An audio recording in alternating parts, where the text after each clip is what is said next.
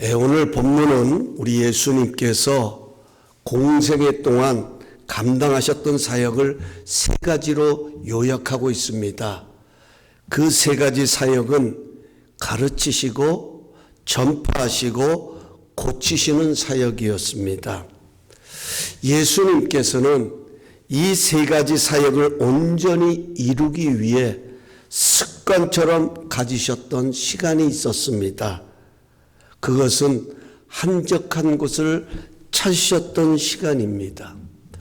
본문을 보면 예수님께서 가르치시고 천국 복음을 전파하고 각종 병에 걸린 자들을 고치자 갈릴리와 데가볼리와 예루살렘과 유대와 요단강 건너편에서 수많은 사람이 예수를 따라왔습니다. 한번 지도를 보여주시겠습니까?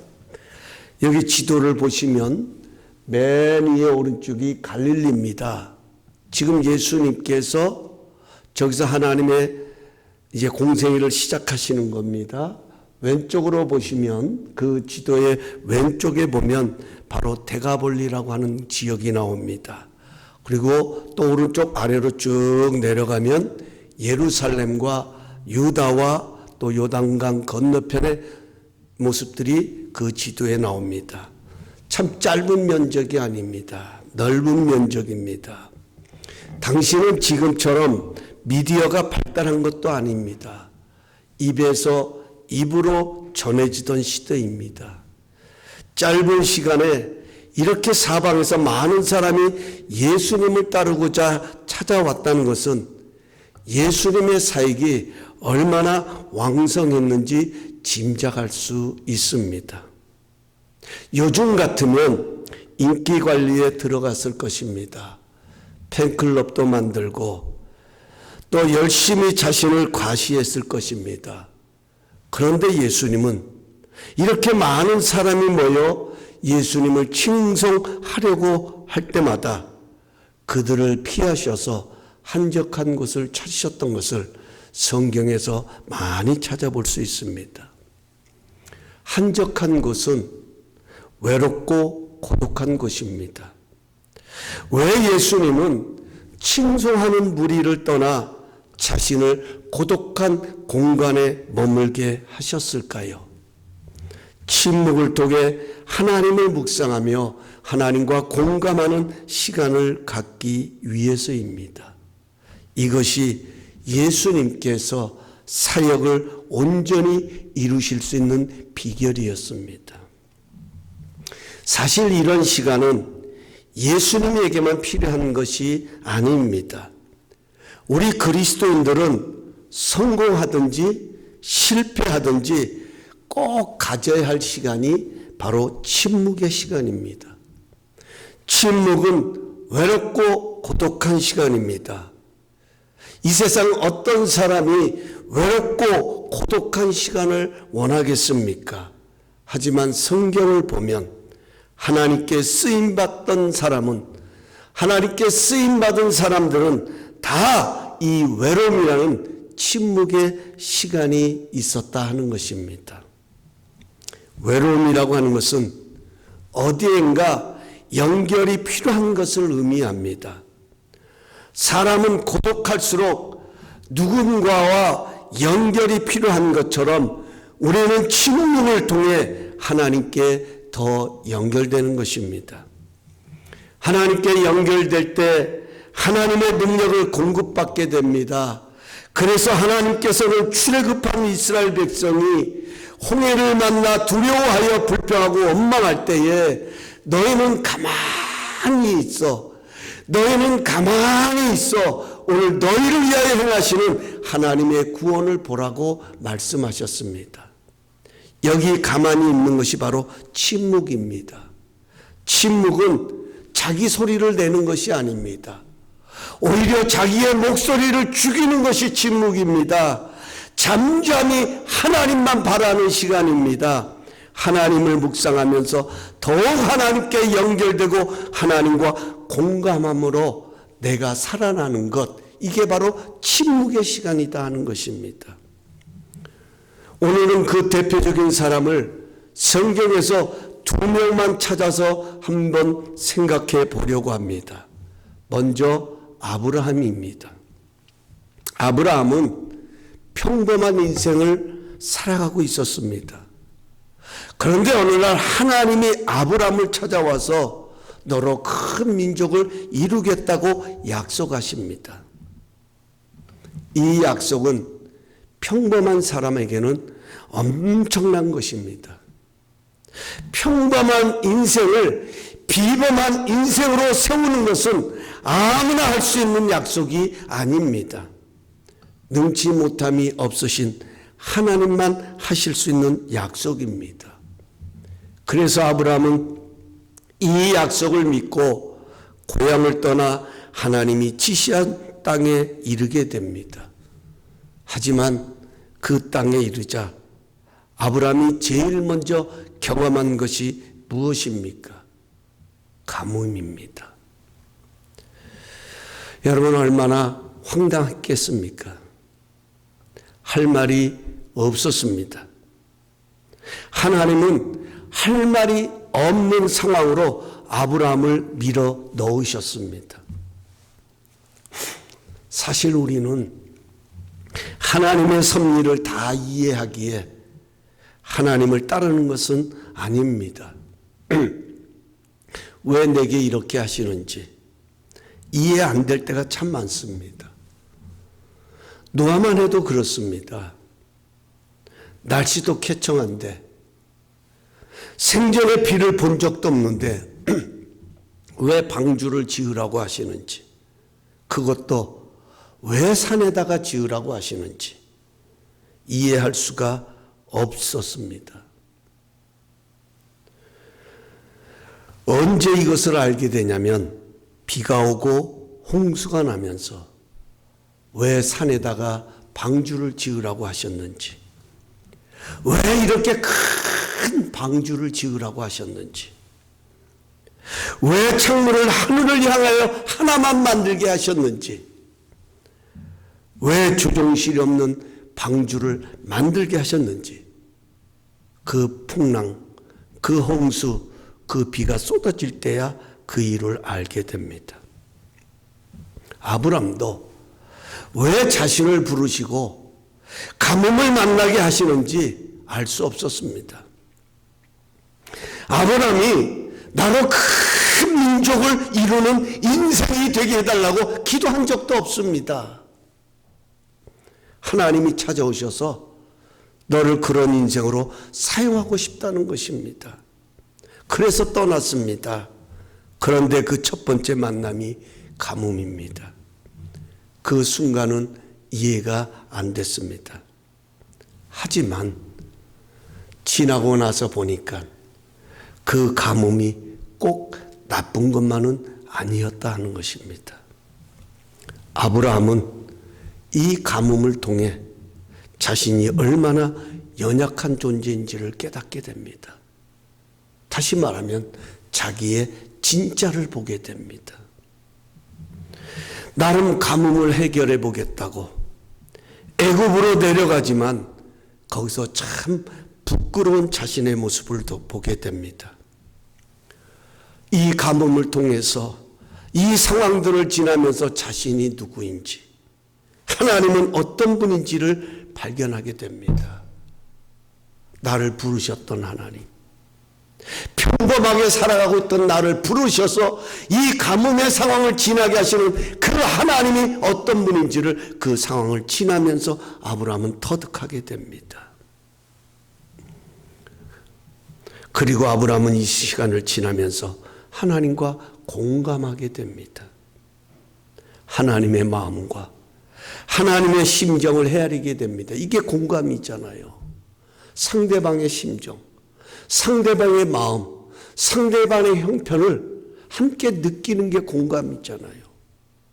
하나님께서도 아브라함의 연약함을 공감하시고 그 연약함에 엎드려지지 않도록 아브라함을 붙들고 더 강인한 믿음의 조상으로 세우고 계셨다 하는 것입니다. 여러분, 우리 신앙에 있어서 가장 중요한 것이 있다면 하나님과 공감하는 것이 아닐까요? 우리는 하나님의 마음을 공감하는 만큼 우리의 연약함을 동정하시는 하나님의 은혜를 입게 된다 하는 것입니다. 하나님께서는 아브라함으로 하여금 자신의 방법보다는 하나님의 간섭하심이 더 소중함을 알게 하셨습니다. 그리고 비로소 이삭이라는 아들을 주십니다. 그런데 그 아들도 언제 주십니까? 남자의 기능이 다 쇠화해지고 아내 사라도 아이를 가질 수 없는 시점에 하나님의 능력으로 독자 이삭을 허락하셨습니다. 일반적으로 사람들은 능력이 있을 때가 가장 좋은 때라고 생각합니다. 하지만 하나님의 일하심은 그렇지 않습니다. 만약 능력이 왕성할 때 그 인생을 사용하셔야 한다고 생각하신다면 모세를 광야 40년이 아닌 바로의 궁전에 있을 때의 지도자로 세웠어야 했습니다. 왜냐하면 그때가 모세의 생애의 가장 전성기였기 때문입니다. 최고의 학문을 배웠습니다. 또 가장 젊을 때입니다. 자신의 동족에 대한 사랑도 가장 애끓게 뜨겁게 강렬했을 때입니다. 또한 바로의 공주의 아들이라고 하는 권력도 있습니다. 하지만 하나님은 이런 모세를 광야로 이끄셔서 침묵의 시간을 갖게 하십니다. 모세는 광야 40년을 지내며 자신은 아무것도 아님을 깨닫게 됩니다. 그 연약함에 하나님의 능력을 부어주셔서 비로소 모세를 사용하시는 하나님의 모습을 보게 됩니다. 야곱이 바로 그런 사람이었습니다. 여러분, 야곱은 똑똑한 사람이었습니다. 욕망이 가득했던 사람입니다. 무엇인가 이루려고 했던 사람입니다. 여러분, 지금 우리가 살아가는 이 세상을 가만히 들여다볼 때에 지금 이 세상을 망가뜨리는 사람은 어떤 부류의 사람이라고 생각하십니까? 바보가 아닙니다. 똑똑한 사람들입니다. 소위 말하는 첨단을 달린다고 하는 사람들이 지금 이 세상을 오히려 더 망가뜨리고 있다 하는 것입니다. 야곱은요, 자신의 욕망을 위해 하나님의 이름까지 도용했던 사람입니다. 이런 야곱을 하나님은 야복강가에서 그의 환도뼈를 치심으로 그를 바꾸십니다. 야곱은 다리를 절면서 그 야복강가를 떠나며 그 찬란한 태양빛이 떠오르는 새날을 맞이하게 되는 것을 보게 됩니다. 아브라함은 자신의 능력이 쇠하여지고 나이를 먹어갈수록 불안했습니다. 여러분, 이것이 우리의 모습이 아닐까요? 하나님의 약속을 믿지만 그 약속이 늦어질수록 이러다 끝나는 것은 아닌가 하는 초조해지는 마음이 있었습니다. 그래서 아내 사라의 말이 더 잘 들렸는지도 모르겠습니다. 사라가 제안한 대로 그의 여종 하갈과 동침을 해서 이스마엘을 낳았지만 하나님은 그가 내 후손이 아니라 내 몸에서 날 자가 내 후손이 될 것이라고 말씀하셨습니다. 여러분, 주시면서 그런 말씀을 하시면 얼마나 좋겠습니까? 깜깜무소식으로 계셨다가 내가 뭐 좀 어떻게 해보려고 하니까 그건 아니라는 것입니다. 정말 할 말이 없는 것입니다.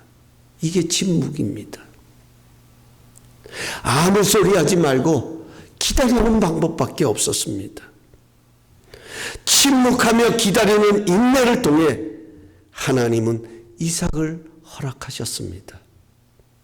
그러니 아브라함과 사라는 얼마나 놀라고 흥분이 됐겠습니까? 그래서 사라가 하나님이 나로 웃게 하시니 나와 함께하는 자가 다 웃으리로다 이렇게 고백을 합니다.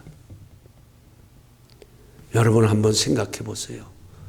걸음도 제대로 걷기 힘든 100살 먹은 할아버지가 아들을 낳았으니 웃을 수밖에 없습니다.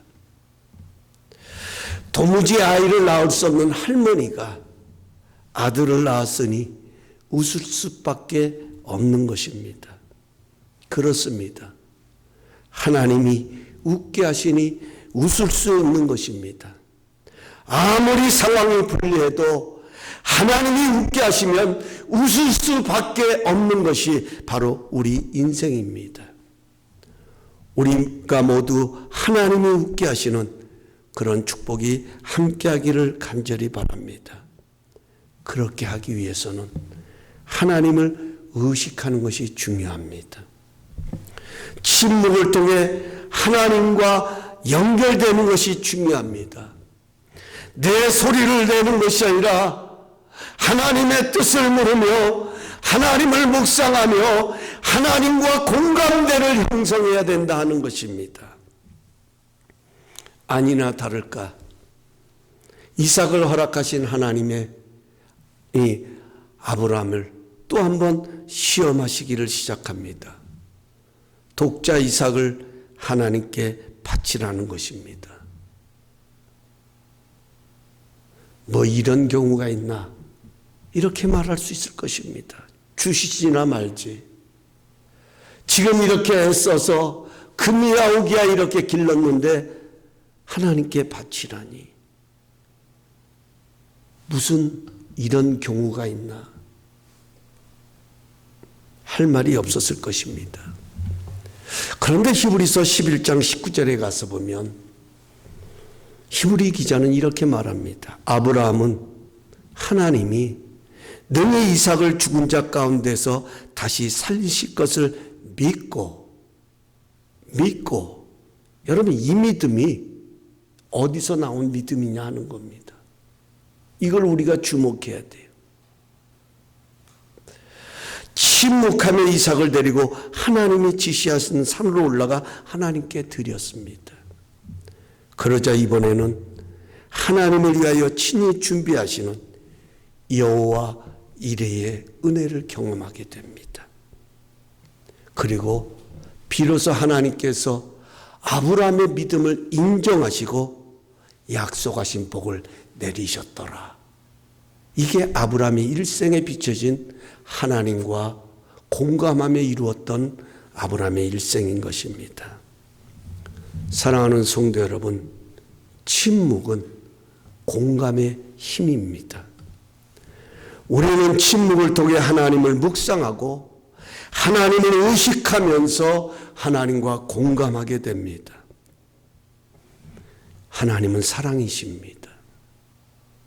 하나님은 사랑이시다라는 이 말은 하나님은 이 세상에서 우리보다 사랑하는 것은 없다는 말과도 같은 것입니다. 하나님께서는 아무리 이스라엘 백성들이 하나님을 거역하고 하나님을 떠나도 그들을 향한 하나님의 생각은 재앙이 아니라 평안이요 미래의 희망이 되는 것이라고 말씀하셨습니다. 여기 평안은요 하나님과의 관계를 통해 주어지는 것입니다. 상황이 아닙니다. 하나님은 지금도 하나님의 백성들이 하나님께 연결됨으로 그들이 하나님이 주시는 평안을 누리는 것을 가장 기뻐하신다는 것입니다. 그래서 하나님은 농부시고 예수님은 포도나무시고 우리는 가지라고 말씀합니다.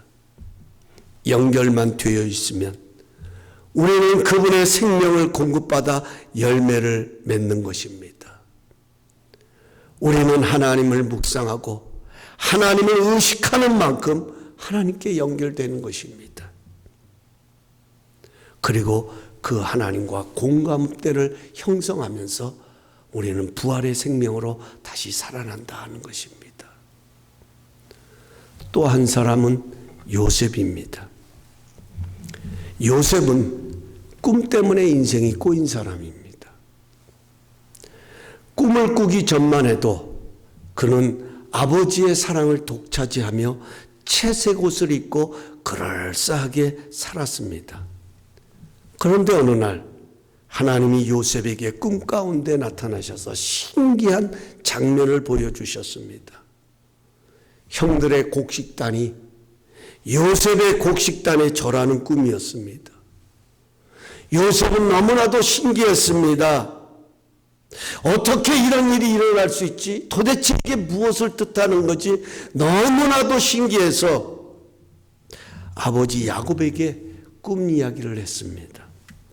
그랬더니 아버지가 요셉을 야단치면서 그런 말은 꺼내지도 말라고 주의를 줍니다. 하지만 생각하면 생각할수록 이 하나님이 주신 꿈이 너무나도 신기한 거예요. 아니, 자신 홀로 속에 담아두기는 너무나도 정말 벅찬 거예요. 그래서 아버지가 주의를 줬음에도 불구하고 요셉은 주책스럽게 형들에게 가서 그 꿈 이야기를 합니다. 당연히 형들은 불쾌했습니다. 결국 요셉을 죽이려고 구덩이에 던졌다가 노예로 팔아버립니다. 결국 보디발의 집에 종으로 들어갑니다. 그리고 억울한 누명을 쓰고 감옥에 들어갑니다. 누구나 이런 상황이 찾아오면 할 말이 없습니다. 억울해서라도 할 말이 없습니다. 하지만 하나님은 이렇게 할 말이 없는 이 상황을 통해서 요셉과 함께 하심으로 요셉을 형통하게 하셨습니다. 여기 요셉과 함께 하셨다는 것은 요셉과 하나님이 공감하는 시간을 가졌다 하는 것입니다. 요셉은 상황적으로는 이해가 안 되는 상황이었습니다. 그러기에 이 상황으로 자신을 밀어넣으신 하나님을 생각했을 것입니다. 하나님을 의식했을 것입니다. 그 하나님만 바라보았을 것입니다. 지나고 나서 보니까 하나님이 요셉을 보디발 집에 종으로 보내신 것은 하나님의 꿈을 이루는 지름길이 바로 보디발이었다 하는 것입니다. 감옥에 들어가게 하신 것도 그곳에서 왕의 수종을 두는 두 사람을 만나서 그들의 꿈을 해몽해 줌으로 인하여 애굽 왕 앞에서는 그런 기회를 얻게 됩니다. 그리고 왕의 꿈을 해몽해 줌으로 제2인자 국무총리가 되고 해를 선으로 바꾸사 만민의 생명에 되게 하시는 하나님의 선하심을 노래하고 간증하는 그런 삶을 살아가게 된다는 것입니다. 이런 요셉의 이야기가 우리에게 주는 아주 중요한 영적 교훈이 있습니다. 우리는 고난이 없어 형통이 아니라 하나님이 함께 하시기에 형통인 것입니다. 요셉처럼 보디발 집에 팔려도 주님이 함께 하시기에 형통이고, 감옥에 들어가도 주님이 함께 하시기에 가장 큰 축복이다 하는 것입니다. 하나님은 이해할 수 없는 침묵의 시간으로 인도하셔서 이유 있는 침묵의 시간으로 바꾸어 가셨다 하는 것입니다. 이제 오늘 본문으로 다시 돌아와서 말씀의 결론을 내리려고 합니다. 왜 예수님은 굳이 하나님과 교감하는 시간을 필요로 했을까요? 예수님은 하나님의 독생자로 이미 성령의 능력을 힘입고 이는 내 사랑하는 아들이요 내 기뻐하는 자라는 하나님의 음성을 들었음에도 불구하고 사이사이에 군중들의 친송을 받을 때마다 한적한 곳을 찾아 하나님을 대면하시고 하나님과 교감하셨던 그 이유가 무엇일까요? 그 이유는 딱 하나입니다. 하나님의 생명의 능력에 연결되는 것이 더 중요했기 때문이다 하는 것입니다. 군중의 칭송이 많으면 많을수록 하나님의 능력이 더 필요한 거예요. 바꿔서 말하면 우리가 하나님의 아브람처럼 요셉처럼 하나님이 사용하신 그 인물들처럼 하나님 앞에 그렇게 쓰임 받는 인물이 되길 원한다고 하면 지금의 능력으로 되는 것이 아니라 더 큰 능력이 있어야 된다는 것입니다. 그만한 그릇이 되어야 한다는 것입니다. 세상이 어렵고 힘들수록 어제의 은혜가 아니라 더 크신 새로운 은혜가 필요하기에 우리는 침묵을 통해 하나님과 교감하는 것입니다. 지금 우리는 어쩌면 이유 없는 고난을 지나고 있을 수 있습니다. 지금의 우리가 만나고 있는 상황은 내가 원했던 상황도 아니고 내가 기대했던 상황도 아닙니다. 하지만 이런 상황 가운데로 우리를 밀어넣으신 주님, 우리는 침묵이라는 시간을 통해 그 주님을 더욱 묵상하고 그 주님께 더욱 연결되므로 이유 없는 고난을 이유 있는 고난으로 승화시켜 나가십시다. 하나님은 나의 구원자, 나의 치료자, 나의 인도자가 되십니다.